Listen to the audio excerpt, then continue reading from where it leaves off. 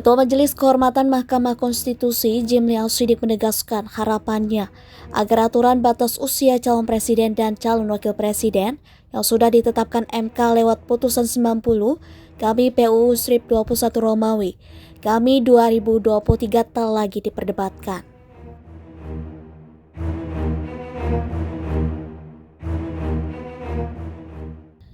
Ia berpendapat tahapan pencalonan Pilpres 2024 sudah berlangsung. Dengan 3 pasang bakal calon presiden dan wakil presiden, tinggal menunggu disahkan Komisi Pemilihan Umum RI. Jadi, mari kita memahami aturan main sudah selesai, sudah final.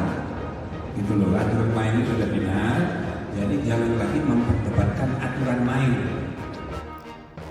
Ia mengakui bahwa MK punya presiden mengubah ketentuan pemilihan umum ketika tahapan pemilu sudah berlangsung dan ketentuan baru itu berlaku pada pemilu saat itu juga.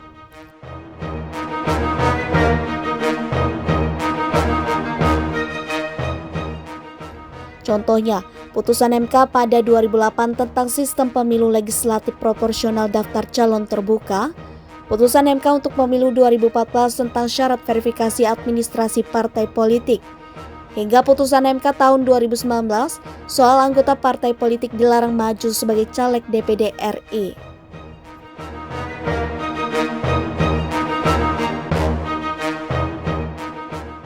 Jimli menilai bahwa putusan-putusan itu justru membuat keriuhan dan penyesuaian mendadak yang tidak mudah.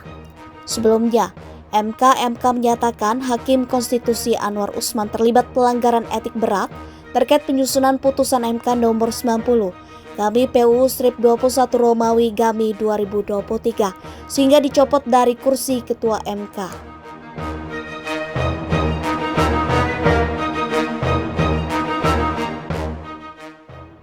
Diketahui, berkat putusan nomor 90 yang terbit pada 16 Oktober 2023 itu, keponakan Anwar Usman yang juga putra sulung Presiden Joko Widodo Jokowi, Gibran Rakabuming Raka dapat melaju pada pemilihan presiden Pilpres 2024. Dalam usia 36 tahun berbekal status wali kota Solo yang baru disandangnya hampir 3 tahun.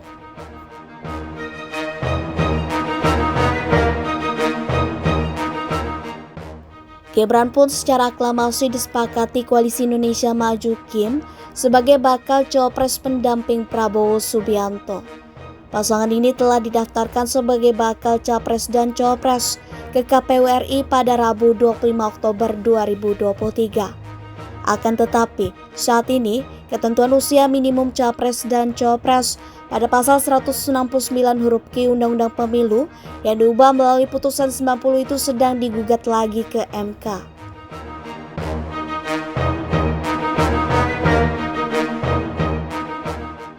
Mahasiswa Fakultas Hukum Universitas Nahdlatul Ulama Indonesia Unusia, Brahma Aryana, 23 tahun, mengajukan uji material atas pasal tersebut.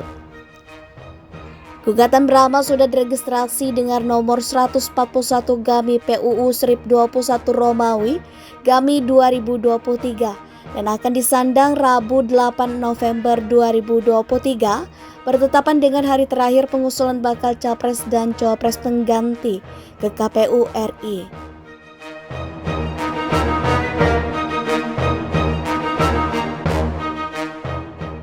Mereka berharap MK bisa memutus perkara itu dalam waktu cepat karena perkara itu dianggap sudah sangat jelas lantaran sudah diperiksa MK melalui gugatan-gugatan sebelumnya. Selain itu, mereka meminta agar Ketua MK Anwar Usman yang merupakan paman Gibran tidak turut mengadili perkara itu.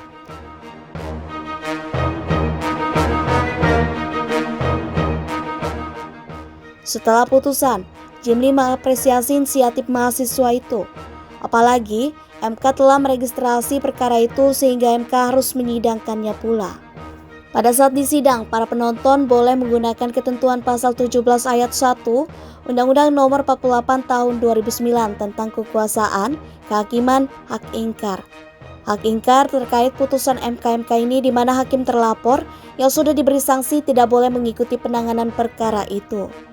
Maka ada peluang terjadinya perubahan tapi bukan oleh MK, tapi oleh MK sendiri.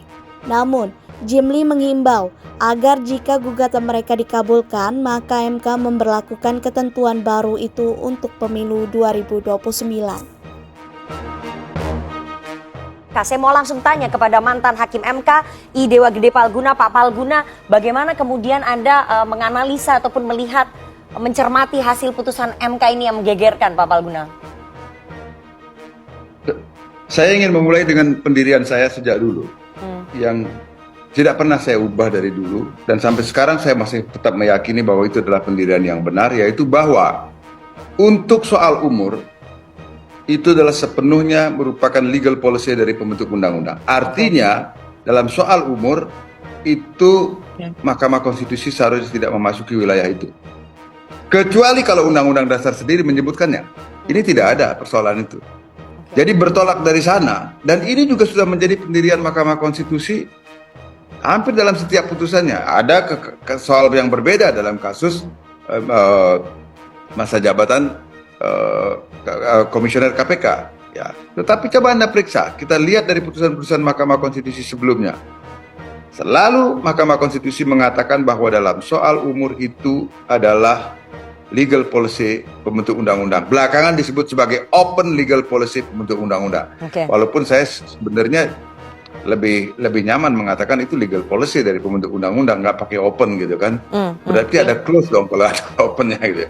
Nah, jadi dari pendirian itu, ya saya kaget juga ketika tadi yang menurut saya, yang sebelum break itu, 3 putusan yang pertama itu kan menurut saya itu adalah putusan yang benar. Ya, yaitu yang mengatakan bahwa itu adalah merupakan ranahnya pembentuk undang-undang, legal policy dari pembentuk undang-undang. Tapi begitu break, saya kaget. Saya pikir ini yang dikabulkan ada permohonan yang berbeda, karena mohon maaf karena terus saya nggak mengikuti ya secara detail perjalanan kasus ini day to day gitu ya. Tetapi ternyata itu rupanya ketentuan yang sama.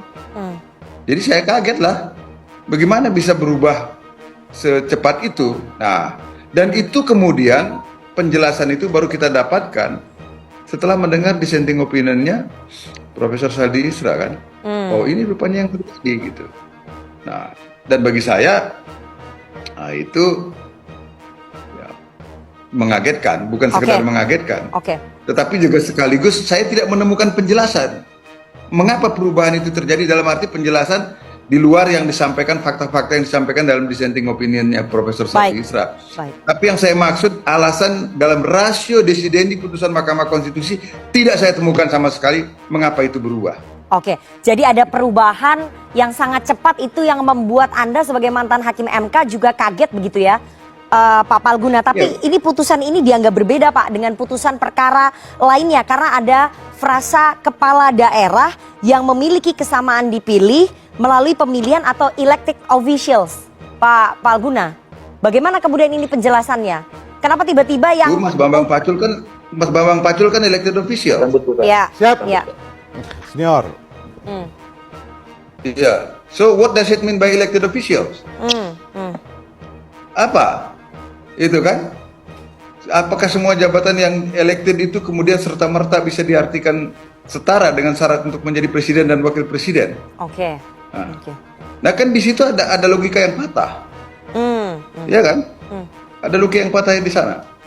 Nah, jadi menurut saya bukan begitu penjelasannya.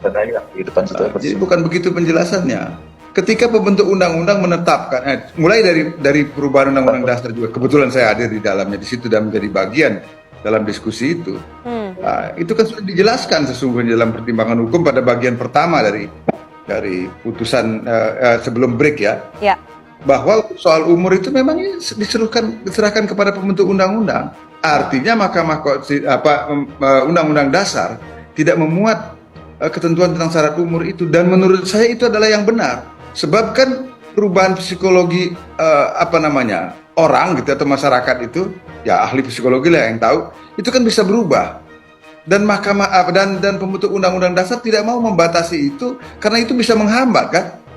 Nah makanya diserahkan kepada pembentuk undang-undang. Nah itu juga lebih menguat. Jadi dari perspektif historis itu menguatkan bahwa urusan umur itu memang legal policy dari pembentuk Oke, undang-undang. oke.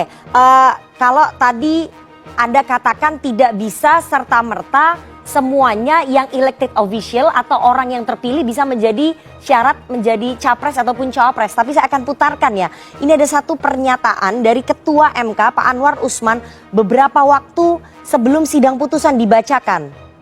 Jadi sudah ada sebetulnya indikasinya bahwa gugatan ini akan dikabulkan dari pernyataan Ketua MK di luar sidang di sebuah acara. Saya putarkan. Usia batas minimal. Saya sekali lagi tidak bermaksud karena belum putus ya, belum putus ini. Insya Allah pemeriksaannya sudah selesai, tinggal nunggu putusan.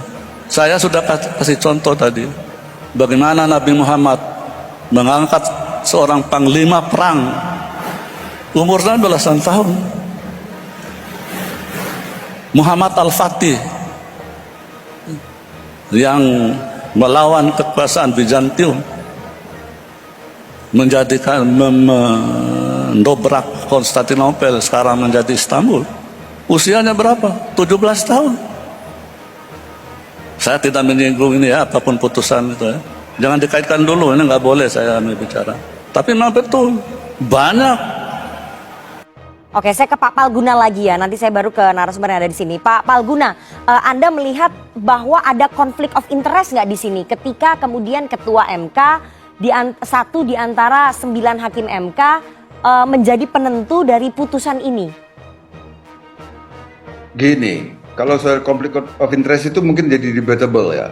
Karena begini kan, kalau soal konflik of interest itu kan, ini kan norma yang berlaku umum.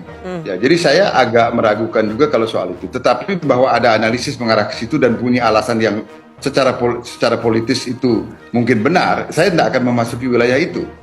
Tetapi yang menjadi persoalan sesungguhnya kan bukan di sana. Yang jadi persoalan itu buat saya tidak adanya rasio desidendi yang jelas. Mengapa kemudian bahwa syarat umur 40 tahun itu harus ditambahi dengan atau kurang dari harus ditambahi dengan syarat kecuali bla bla itu tadi. Berarti yang kalau 40 tahun saja itu adalah unkonstitusional. Apa penyebabnya gitu loh? Itu yang tidak saya temukan dalam rasio desidendi putusan Mahkamah Konstitusi itu tadi.